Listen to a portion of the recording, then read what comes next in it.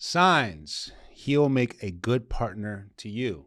Part 3 of this video. So if you haven't seen part 1 or 2, go back to my playlist, check out those videos because those are great tips, great dating tips on to understand the difference between a good partner and a good lover. But this is part 3, and we're going to go over the last 4 signs that he'll be a good partner. And for all the gentlemen who are watching, this goes both ways. So this is for she'll be a good partner if there's this characteristics in this topic. Let's begin. Number 1 is, again, let me explain more than what I'm just going to say. Number 1 is they remember things you say. They're not going to remember everything. That's impossible. They're not going to have an assistant. They're not going to take notes, and they're not going to record and document everything you say. But they care about remembering the things that are important to you. And if they forget, they actually want to have a reminder. The effort on trying to remember what you say or remembering what you say counts a lot. But to have someone expect to always remember the important things that you are, everything you say, that's not realistic. It's not. But he should want to know or be reminded or take notes. That's important. The interest, the effort to always try to show that, he wants to make sure what's important to you is important to him. And it could be something as the way you like your steak, to your favorite perfume, or your favorite ice cream. And then things obviously you should want to know is obviously birthdays, anniversaries, and all those other traditional things. That's something that's a little more, you should take notes, gentlemen, if you don't have a good memory. Take notes on those things.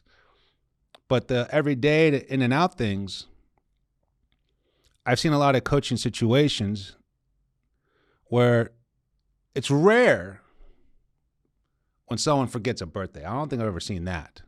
Anniversaries, maybe a couple of times. Obviously, holidays are, notified all over the place, so we can't ignore that. It's more common, I've seen in my coaching situations, coaching client stories, of the day-to-day, week-to-week not remembering what someone said. And there's probably a lot going on. I mean, majority of my clients are single mothers who might be dating single fathers, so you have a lot going on. Your work, your kids, your life, your dating, your family, your parents. You got a lot going on. So to have the expectation they're always going to remember everything you say is not realistic. It's not fair. But there might be certain things that you really want them to remember. And this is something I encouraged and coached my clients in this scenario, and they really love how it works. They really appreciate the connection to their partner on this. And so, what do I do, coach? What do I do? Then this is what you do. Suggestion right here.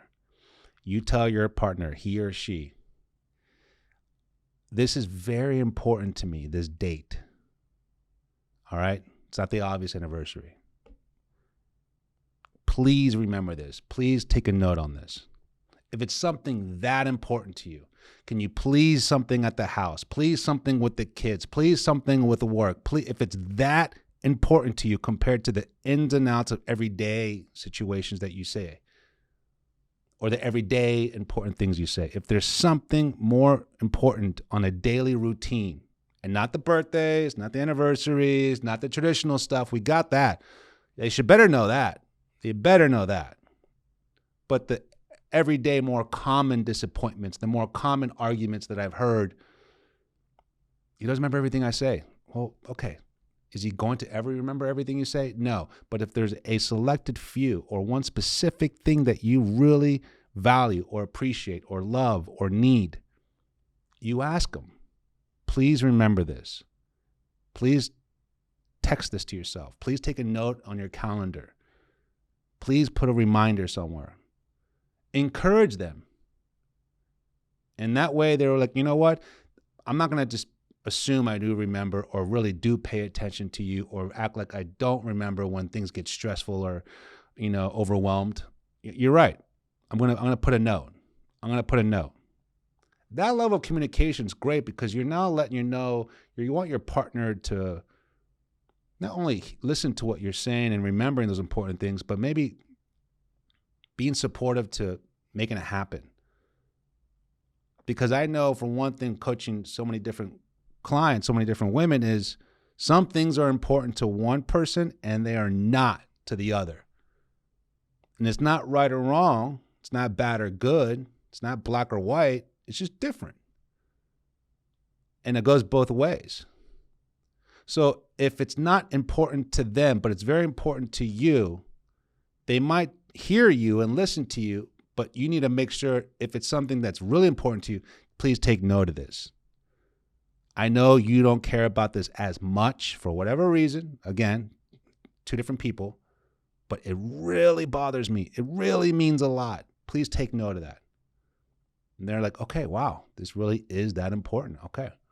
Because in their world, their mind, their habits, their style, their experience, I don't care about this. No.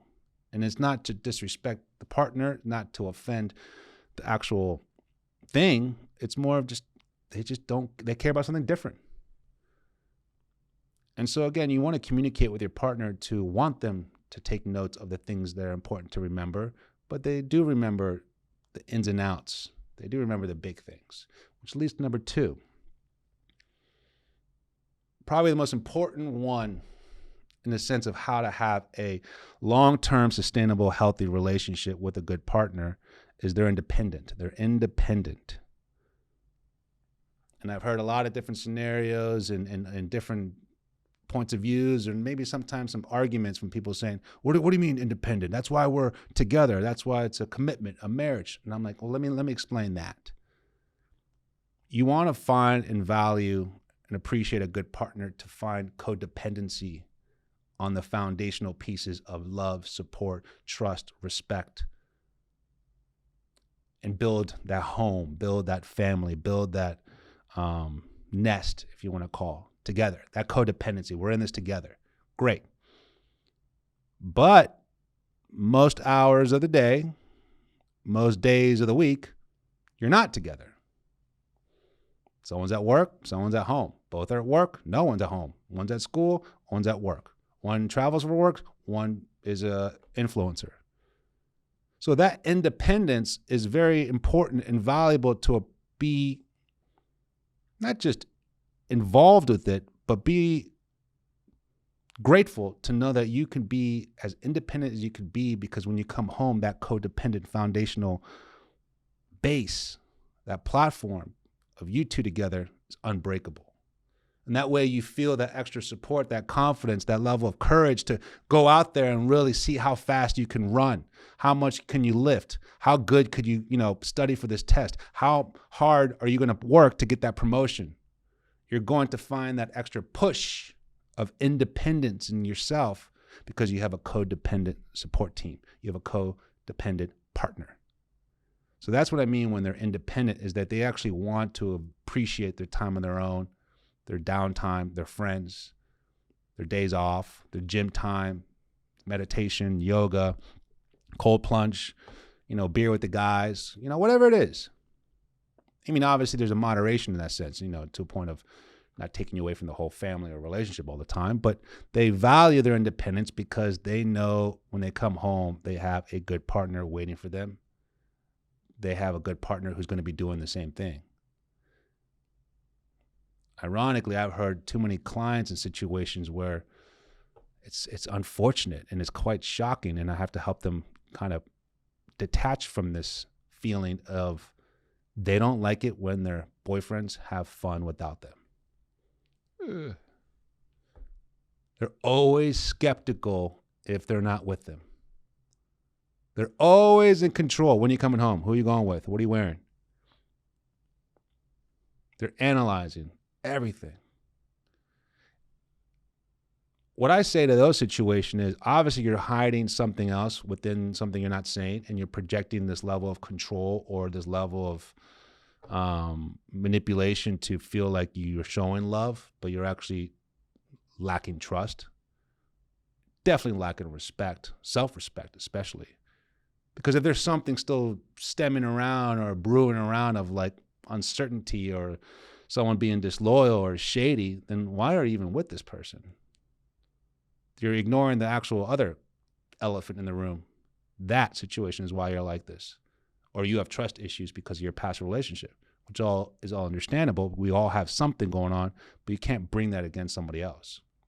If someone's making you feel uncomfortable, not respected, not loyal, and you have to control their behaviors, where you don't want them to have fun without you, you need to know where they go, who they're with. We got a bigger problem than looking for a good partner. So again, on the flip side of things, or what I try to help my clients to get to, is value a good partner who appreciates their independence, values their independence, and is grateful for their independence because they come home to a codependent relationship, partnership. Which leads to number 3. They tell you how they feel, no games involved. Easier said than done, coach, right? The thing about that is you don't need to be good at telling how you feel. You don't have to be, a communications major. You don't need to be a public speaker, but don't get games involved. If you're like a non-sugarcoater, keep it real, keep it direct, keep it honest, keep it blunt. All right, I can work with that. But you don't want to get games involved. You don't want to breadcrumb the situation. You don't want to play Clue over here. You know what I mean? You don't want to play games to actually find the solution or the feeling that you really want to say. You just say it. I don't know why I'm uncomfortable with you doing that, but I am. Okay.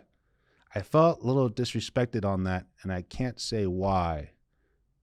Again, scenarios when you don't know how to connect the words, you don't know how to express your feelings, you don't know how to share that vulnerable, touching moment of saying how they feel. It goes both ways, even with good moments, but they at least acknowledge it. Wow, you're the best. And they don't have many words. A person with a minimal amount of words.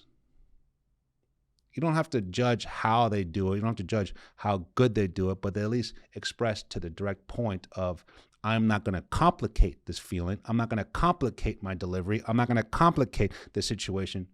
Either I'm really good at it, or I'm getting better at it, or at least let you know straight up how I feel. How do we work with that? That's good. We can work with that.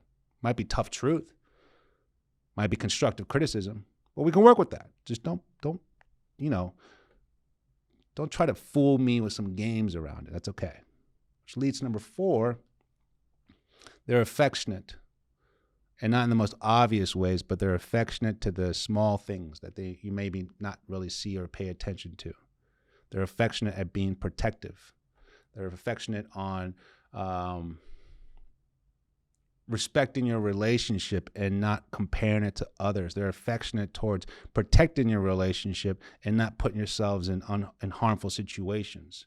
They're affectionate in the way of, again, not just the obvious physical, contact, but they're affectionate towards, like I said before, they're affectionate towards making sure they value and appreciate you, that they make you feel seen, heard, and safe. They're affectionate to those 3 qualities, making you feel seen, heard, and safe. And that way they know what they have, and they're grateful for that. They see a great partner in someone, not just a good lover. That being said, if you didn't catch video 1 and 2, please go check that out. More great dating tips on this topic. If you have any questions about this topic, if you have an experience about this topic, leave a comment. And again, if you want any coaching sessions, let me know. I'm always here to help. My name is Coach Andres, and thank you for watching.